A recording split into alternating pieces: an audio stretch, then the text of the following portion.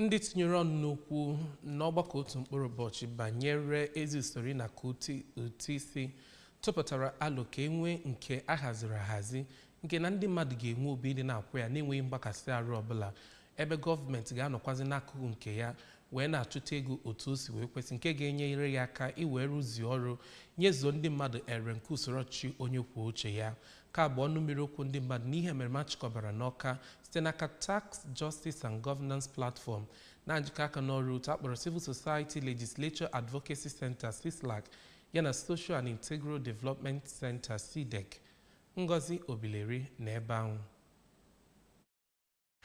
Mmemme ahụ bụ nke dọtara imerime ndị nnọchiteanya ụlọọrụ Anambra State Internal Generated Revenue, Ministry na-afụ maka azụmahịa, ndị isi ahịa na imerime ndị ọzọ. Oge ọ na-ekwu okwu na mmemme ahụ, onye Executive Director nke Social and Integral Development Center, Oriakụ Ugochi Agalaba ihe ahụrụ ike, bụ onye kwuru okwu otu esi nwee mgbanwe ma kwukwezie na ekwesịrị ka onye ọbụla keaji n'ume n'ebe ọ gbasatara ụtụ isi ya nakwa ụzọ a ga-esi mee ya ka ọ dị mfe. Onye Program Manager, Taxation Empowerment and Conservation of Nature, CISLAC, Maazị Ayo Omowu, n'okwu ngụpụta ya kwuru na ọ dị mkpa ka enwee ụzọ esi atụ ụtụ isi ga-adị mfe ma nwekwezie ụzọ a ga-esi gbasaa ozi n'ime obodo iji wee mee ka ndị mmadụ mara ka ha ga na-esi akwụ ụgwọ ụtụ isi ha. Onye okwupụta okwu ọzọkwa na mmemme ahụ bụ Dọkịta David Agụ nọrọ oge ahụ wee kọwaa ihe nchọpụta o mere n'akwụkwọ o nyere ndị mmadụ ka ha detuo obi ha.